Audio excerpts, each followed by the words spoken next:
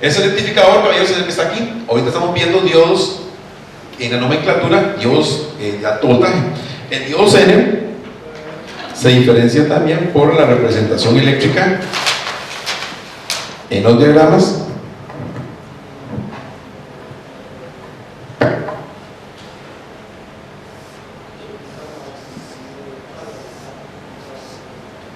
Es un diodo que no es Zener, un diodo de avalancha.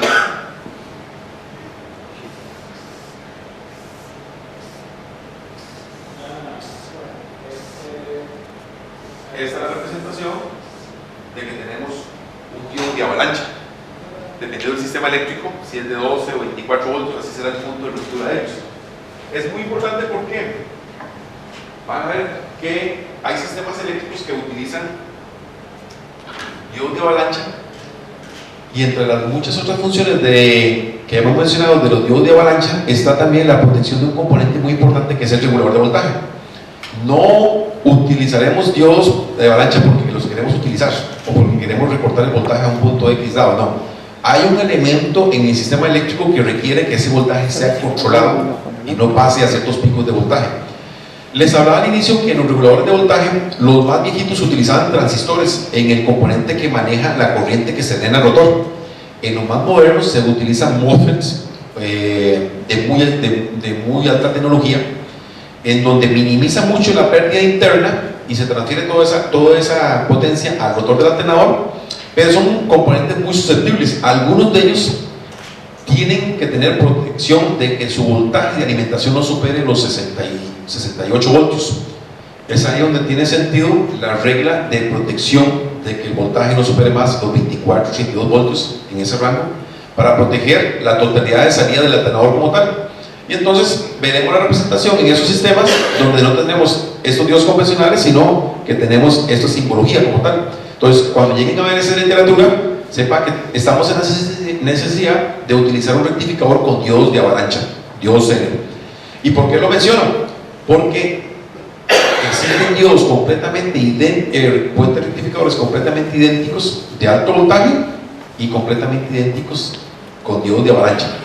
Si no tenemos claro la numeración y la equivalencia, si lo juzgo la primera por lo que veo, puedo estar reemplazando un diodo de avalancha con un grupo de rectificadores de alto voltaje, y estoy metiendo al intruso al sistema eléctrico del vehículo, que me va a pasar una factura muy cara en un tiempo dado, promoviendo la degradación eléctrica del regulador de voltaje, que es el que ocupa que lleve los diodos Zener. Simplificando eso, que ya lo conocen, este sistema utiliza la señal de V+ para alimentar el alternador.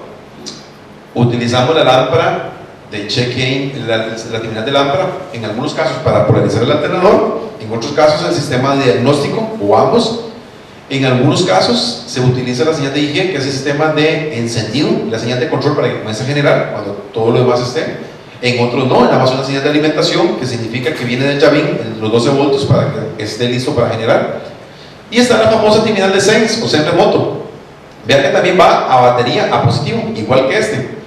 Pero como lo vamos a ver ahora más adelante, y también lo vimos ya en la nomenclatura, es una terminal que va como testigo a medir qué es lo que está sucediendo realmente en la batería. ¿Por qué? Aun cuando aquí pueden estar saliendo 14.5 voltios, porque sea el voltaje de regulación que queremos tener en la batería, puede ser que realmente lleguen a la batería 14.1 voltios o 13.8 voltios. Llámese pérdidas por el cableado, está flojo la terminal de salida del alternador, se sulfataron los bordes de la batería, o tengo problemas con la tierra, el chasis o la masa, de que está oxidado, hubo corrosión, hubo una reparación no apropiada y se recalentó, se oxidó, y tengo pérdidas de voltaje o de resistividad, y a su vez me da una pérdida de voltaje en la conexión. Entonces, en este caso, la terminal de sense le dice el sistema de monitoreo del regulador: caballeros, están saliendo 14.5, pero nos están llegando 13.8. Tenemos una magnitud de error de tanto. Hay que tomar, si entra dentro del algoritmo de decisión de esa plataforma vehicular, un factor de error, de corrección, y se incrementa el voltaje de salida del alternador para poder tener en realidad en la batería el voltaje que realmente se requiere, compensando así la pérdida como tal. Pero entran las consideraciones del caso, porque no es que si va a haber un error de 3 voltios se van a corregir 3 voltios de salida, no. También entra, salud, el sistema de corrección de si tenemos un problema de sobrevoltaje o un problema de alto voltaje. Ahí entran ahora sí los diagnósticos que hemos visto dentro de los 18 parámetros. ¿Cuál era? Tenemos ahorita una condición de bajo voltaje. Entonces entra el parámetro de regulación secundaria programada, que depende del fabricante en qué valor lo tiene. Si es uno que lo tiene en 12.5 voltios, se detectó el sistema de fallo, se activó la regulación secundaria programada y baja el set point a 12.5. Se enciende la lámpara del sistema eléctrico de check engine y le dice al conductor o al mecánico: mira, tenemos un problema de generación, está este sistema de diagnóstico activado, hay que tomar acciones para repararlo. ¿Okay? Esta es una ilustración, caballeros, donde yo les comentaba a algunos compañeros en el break que hacemos comparación de los parámetros del fabricante OEM o el que va instalado en el vehículo, la unidad de Transpo Electronics que está homologado a cada uno de esos parámetros, y también metemos testigos donde queremos ver qué tiene, qué no tienen otras marcas, para que ustedes vean las diferencias y las ventajas competitivas que tienen, por ejemplo, cuando estamos utilizando Transpo Electronics. Todo lo que está en verde, caballeros, es que está homologado con el fabricante del equipo original. En el caso de esto debería ser rojo, no sé por qué se me distinguió. En lo que está oscuro, que debe ser rojo, es de que no está instalado o tiene variación contra el parámetro del equipo original, que es el OEM. Entonces, por ejemplo, hay algunos que no incluyen la activación por estator, en este caso, no tiene retardo de soft start. El sistema de respuesta a control de carga o retardo cuando hay demanda de carga del alternador, resulta que lo tiene en forma irregular y no lo debería tener. Y protección de cortocircuito, en algunos casos en esta no lo tiene. Igual en el sistema de protección de cortocircuito para el campo y para la lámpara. ¿Okay? Un ejemplo típico, caballeros, que hablábamos analizando de reguladores que tienen un sistema de retardo. Vemos este caso con el D708, 12 voltios de regulación. Es un regulador que tiene un retardo específico diseñado de 10 segundos. ¿Qué quiere decir eso? Que cuando instalamos ese regulador en el sistema de prueba y de diagnóstico, hay que considerar que podemos obtener un retardo de hasta ese lapso de prueba. Me he encontrado, este es un caso ejemplo que nos ocurrió en Guatemala, donde un electricista tomaba un diagnóstico inapropiado, pensando que este regulador estaba dañado porque no subía de forma instantánea al valor de set point requerido. Pero cuando ya comenzamos a interactuar, explicamos de que la hoja de especificación de diseño habla de que ese regulador debe tener un retardo de 10 segundos de respuesta, homologando así un componente de eficiencia energética para mantener de que cuando se dé una demanda de potencia no entre inmediatamente, sino que haya un tiempo de rampa paulatino hasta que llegue a demandarse la corriente que está siendo requerida. Entonces, ya por diseño lo trae por acá. También, este es un ejemplo de las explicaciones de datos que nosotros proporcionamos. Aquí también les decimos de que tiene protección del cortocircuito, y este regulador en especial se activa por señal de estator. Entonces, teniendo todas las señales de B+, de tierra, de campo, de lámpara, cuando detecte la señal de estator por método de amplitud, ya tiene los elementos para que comience a generar. Y también tiene el sistema de encendido en suave, dado que hace homologación a los sistemas de ahorro energético bajo ciertas demandas de nomenclaturas o regulaciones, como en el caso de las regulaciones europeas. ¿Okay? La compensación de temperatura, muy importante, ya lo hemos mencionado, y esta es una curva característica para verlo de una forma muy gráfica de cómo se comporta. Cuando sube la temperatura en el compartimento, el sistema debe responder bajando proporcionalmente el voltaje de regulación de la batería para proteger, como mencionaba el caballero, el electrolito del acumulador de la batería, y de que no se les llegue a cortar la vida útil del acumulador en ese caso. Y este es un rango que estamos ilustrando, es una muestra de laboratorio, desde donde se ponen los ordenadores de menos 40 a los 125 grados centígrados, que es el rango de operación en la parte automotriz. ¿Okay? Hablamos un poquitico ahorita de lo que son eficiencia en alternadores. Vemos dos curvas allí, caballeros. Una de ellas a un nivel de amperaje y otro a otro nivel de amperaje. Nos ha pasado, no sé si lo han visto ustedes, donde tenemos varios alternadores gemelos por fuera completamente, pero la moraleja dice que no es necesariamente un factor determinante el utilizar la descripción visual para poder saber si estamos ante un alternador de alta eficiencia o no. Ahí es donde interviene, caballeros, en donde un alternador me puede dar un nivel de amperaje, pero a un nivel de factura diferente. ¿A qué me refiero yo con nivel de factura? Dependiendo del nivel de revoluciones. ¿Por qué? Ahí es donde entra la componente energética. Yo puedo obtener una entrega de un alternador de 80 amperios a 2500 revoluciones, y tal vez en otro alternador completamente gemelo puedo obtener ese mismo nivel de amperaje, pero resulta que requiero 30% más de revoluciones para poder obtener esa eficiencia en ese alternador. Lo cual nos dice de que, uno, la electrónica puede estar variando, los elementos como el rotor y el sector pueden estar interactuando, y los rectificadores, los diodos. ¿Por qué? Ahí es donde entro, donde necesito yo más esfuerzo y torque del motor de gasolina de diésel para poder entregar una magnitud de amperaje como el que requiero. Y es ahí una componente de diferenciación en lo que es eficiencia energética. ¿Okay? También entran las aplicaciones especiales, caballeros. Hablamos ahora también en la pausa de las aplicaciones de autoexcitación.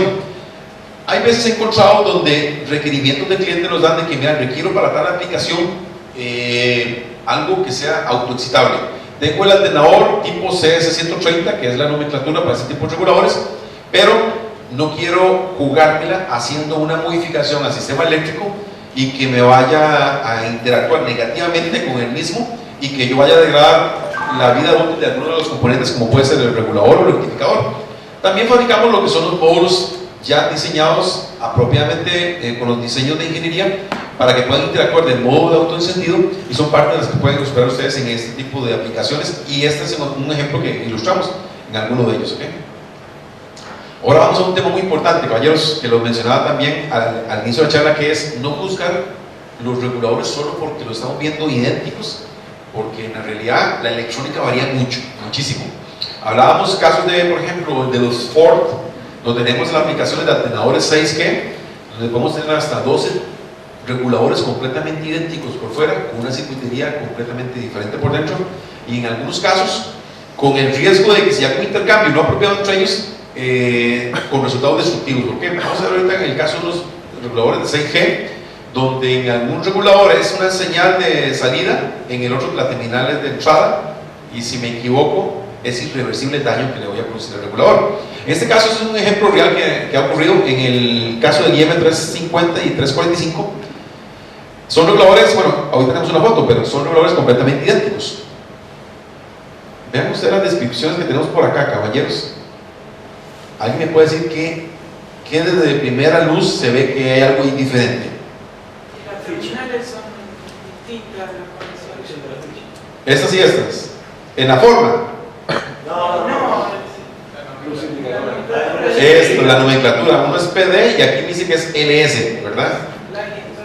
Resulta que el LS, lámpara, se puede activar con voltajes de polarización desde los 7 hasta los 11 voltios, dependiendo del control de carga y limitación de corriente que tengan sus bancos de prueba, que generalmente pueden dar en ese rango de voltaje. Luego la terminal de Sense, que es la que va a conectar directamente a la batería del vehículo. Si tengo una batería a 1250 cargada a 1275-80, pues es el voltaje que voy a esperar acá. Pero resulta que este caballero, que tiene las dos terminales como P y como D. Resulta que en realidad una de ellas recibe la señal de tacómetro, de estator, para ver qué es lo que está ocurriendo en el alternador. Ese regulador, vamos a ver con comillas, porque te lo voy a explicar qué es lo que tenemos realmente dentro de ese dispositivo. Tiene un sistema de comparación, mide la salud del sistema de generación por medio de la amplitud y la frecuencia, mide la amplitud y la frecuencia, y hace una comparación interno con su circuitería y toma decisión si está bien o está mal, o mira, algo está pasando. Y luego la señal de control, que es la D de digital, que en realidad es una señal que viene de la computadora del vehículo. El regulador en realidad se convirtió en un switch de control, digámoslo así, porque bajo esta terminal recibe información de la computadora para saber cuánto generar, a qué magnitud, cuándo hacerlo, cuándo desconectarse. Entonces se convirtió de ser lo que era un regulador autónomo a un switch de control completamente gobernado por alguien más, en este caso por una computadora del vehículo. con la característica de que esta terminal, caballeros, funciona a un voltaje de 1.2 voltios. 1.2 voltios, muy bajo. Si ven, vean la homologación, aquí tengo en este tipo de conector 12 voltios, pero aquí tengo 1.2 voltios. Si yo voy a la primera, juzgo por la parte visual y lo cambio por ese, de aquí a acá no va a funcionar, pero no le va a pasar gran cosa. Pero de aquí para allá, caballeros, el switch de control se daña, su circuitería interna, y no me daré cuenta que se dañó. Este es un ejemplo claro que ocurrió con un cliente en Panamá, donde a la tercera vez llegó a reclamarle al distribuidor y mira, este tenedor está dañado. ¿Cómo? Es el tercero que me vendes dañado. Y resulta que ya en la interacción con el servicio al cliente, vamos viendo en qué aplicación lo estaba utilizando, cuál numeración lo estaba solicitando, en qué vehículo, cómo lo probó. Y ahí fue donde le explicamos al cliente: mira, caballero, usted tomó el regulador correcto para la aplicación inapropiada, porque este es un regulador PD digital que no tolera señales más de 1.2 voltios en esa terminal de D, mientras que el que usted necesitaba realmente era uno de esa otra aplicación en SL.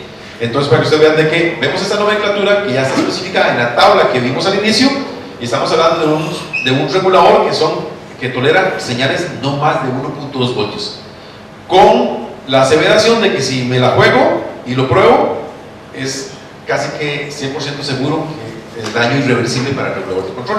Entonces, en este caso viene así, y ya por lo menos ustedes ven de que no podemos juzgar por la parte visual. En este caso aquí lo ilustramos con la explicación de que es un regulador que requiere una señal digital. Ahora más adelante lo vamos a explicar cómo en nuestro tester ustedes pueden conectar apropiadamente de dónde tomar esa señal para evitar que ocurra un daño y saber muy bien probar si está bien o mal este regulador tipo PD, ¿okay? En este caso, bueno, ilustramos que utilizan 1.2 voltios y requiere cierta particularidad en la hora de probarlo. Si tenemos un banco de prueba, también se puede probar con las aseveraciones del caso, utilizando el equipo de prueba apropiado, que les vamos a ilustrar. Nada más que en este caso la señal de PWM de digital va a salir del probador y no del banco de prueba. El banco de prueba nada más nos va a ayudar para lo que es colocar el campo, el sistema de giro, el monitoreo de corriente y listo, pero todo lo que es la señal de excitación viene del probador como tal, ¿ok? Este es un ejemplo que se ve en el osciloscopio, caballeros. Esta es la señal de control en la terminal digital. Vean de que varía desde 0 a 1.2 voltios, en este caso tenemos una señal de 0.4 voltios, y esta es la otra terminal, la terminal de estator, que ve lo que está ocurriendo a nivel de tacómetro en el antenador, y ahí toma las decisiones el sistema de control si está regulando apropiadamente o si no. Este es el probador, lo vamos a ver más en detalle más adelante, pero es el probador nuestro. Aquí está el regulador y la terminal de digital sale de esta sección, que lo vamos a ver más adelante. Esa es toda la sección digitalizada y donde salen los paquetes para lo que son los reguladores BCS con CAN-bus, Link. Y aquí está toda la otra área de control para lo que es alimentar el resto de la circuitería, pero eso es meramente ilustrativo y ahorita lo vamos a ver cuando vamos a ver la parte de los probadores, ¿ok? Algunos de ellos también requieren de que probemos los diferentes rangos en que se excita el dispositivo. En este caso, por ejemplo, los protocolos PCM pueden hacer de que durante un periodo de tiempo muy pequeño podemos requerir de que se excite a muy alto voltaje el regulador. A muy alto voltaje lo menciono con la siguiente acotación, llámese de entre 15 y 16 voltios. Y alguien me preguntaba ahora en la pausa de que se pueda subir a más de 14.8 voltios. Yo le mencioné, en el caso de los reguladores que se controlan por protocolo de la computadora, puede haber casos en periodos muy cortos de tiempo donde la computadora decía, ok, vamos a bajarle un poco a la generación, porque están ocurriendo otras cosas que tienen dentro del algoritmo de decisión más prioridad que si seguimos generando a 14.8, le quitamos esfuerzo al motor de combustión, ya se dice, o de gasolina, y mantenemos el voltaje de regulación en un voltaje de seguridad donde no sufra descarga, pero le permita maximizar y tener una eficiencia energética mayor. Cuando ya requiramos que se dé un periodo de oscilación mayor para poder recuperar la descarga que se dejó ocurrir en la batería, podemos requerir de que se llegue a subir hasta 15 o hasta 16 voltios. Por eso en la parte de prueba, lo vamos a ver más adelante, que tenemos un selector de diferentes rangos de voltaje en que se prueba ese tipo de reguladores para poder saber si está ocurriendo un buen sistema de regulación en todos los rangos apropiados de ese tipo de reguladores. ¿Okay? Hablábamos también, y esto me encanta porque, por ejemplo, Centroamérica y Norteamérica es muy usado este tipo de reguladores. Yo les mencionaba que tenemos cerca de 32 reguladores diferentes de ese tipo de diseño, ¿verdad? Hay reguladores que controlan 5 amperios, 10, 12, 15, 20, 25, 30, hasta 50 amperios. En el caso de los 50 amperios, son reguladores que tienen un MOSFET interno. Ya no es transistor, sino que es un MOSFET interno que puede drenar picos en el rotor del alternador hasta de 50 amperios, para que usted vea la capacidad tan diferente que pueden haber. Entonces, en algunos de ellos no son intercambiables. Por ejemplo, yo tengo uno que funciona con un parámetro de drenaje de corriente rotor de 5 amperios, tengo otro que usa uno de 25, no puedo colocar el de 5 en la aplicación del de 25. Si el resto de la nomenclatura eléctrica es aplicable al de 5 amperios, sí puedo mover el de 25 al de 5. Pero hay algunos que se polarizan por la terminal de ignición, otros son autoexcitados, otros tienen diferentes tipos de diagnóstico en la parte del lámpara, y uno de ellos, que es este campeón, tiene el sistema que veíamos ahora, el del sistema de autoencendido. Entonces utiliza trío, pero ya esa función interna que nos permitía aprovechar la condición de generación a bajas revoluciones, ya la integramos dentro del regulador de voltaje, y ese regulador, ya su punto de umbral, que estaba en tantas revoluciones, ahora bajó y se vuelve un regulador capacitado para poder autoexcitar, digámoslo así, el sistema de generación a muy bajas revoluciones, como lo hacía el sistema de autoencendido. Prácticamente ese circuito que estaba en la filmina que habíamos visto la vez pasada, lo incorporamos dentro del sistema de regulación. ¿Okay? Vamos a la parte de los Ford. Aquí es muy interesante porque esos se están volviendo más y más y más comunes, y cada vez más lo vemos en diferentes aplicaciones, no solo de Ford, sino lo hemos visto en Mitsubishi, en Mazda, aun cuando sean aplicaciones de diseño Ford. Entonces aquí vemos un ejemplo, bueno, no pretendo que lo lean, ni yo tampoco lo voy a leer, pero el diferente tipo de nomenclatura y ayudas que generamos nosotros en boletines técnicos que colocamos. Y aquí estamos viendo reguladores completamente gemelos por fuera, con características eléctricas muy diferentes. Paso a dar un ejemplo de alguno de ellos. Este es un regulador de Ford, funciona con un protocolo de PWM, LI, y aquí tengo la terminal LI, que significa indicador de carga, o le indica a la computadora del vehículo qué es lo que está sucediendo en el alternador realmente.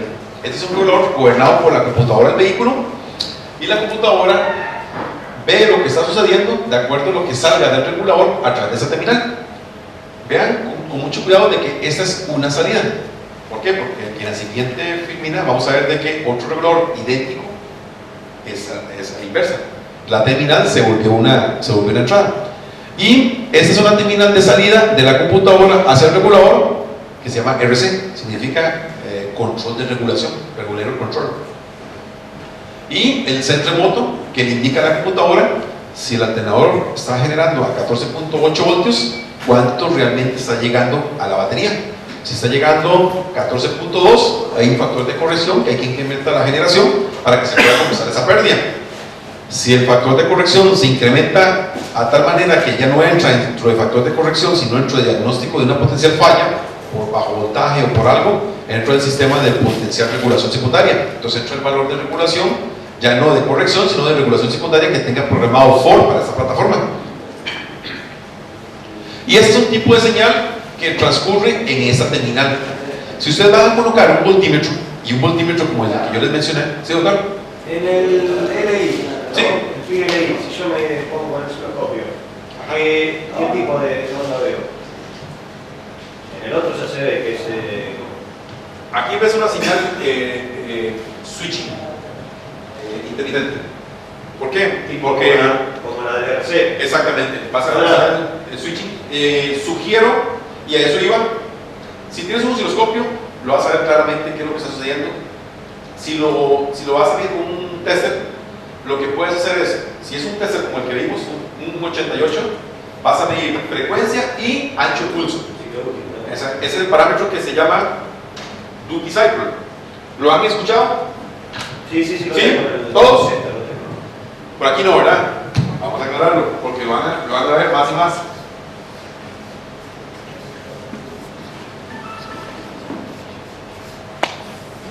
Duty cycle significa de que hay un ancho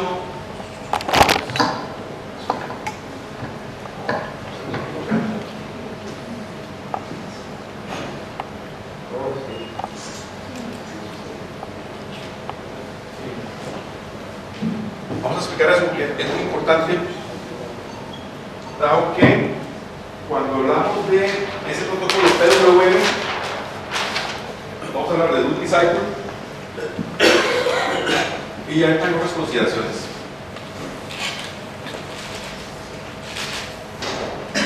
Yo puedo tener una señal de onda cuadrada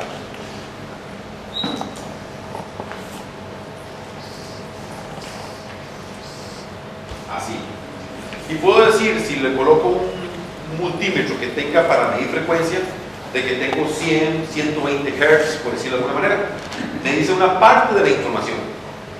¿Por qué? En realidad yo estoy midiendo este cambio que ocurre aquí. Yo puedo tener 100 Hz, ¿verdad? Si puedo colocar el multímetro para eso. Pero no me dice de cuánto es el porcentaje de la cresta positiva versus la cresta negativa. Es el parámetro que se llama duty cycle, o porcentaje del ciclo que está en la parte positiva. Porque entra ahora la consideración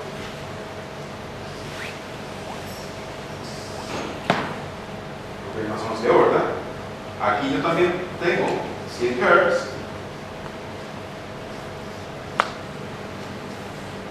100 Hz, pero vean que cambió muchísimo la forma de onda, ¿verdad? Cambió muchísimo. Si no tengo la capacidad para medir esto, supongo que no hubo un cambio en la señal de control y todo permaneció igual, pero sí hubo un cambio como tal. Aquí, no sé, puedo decirle que estamos a un 25% duty cycle.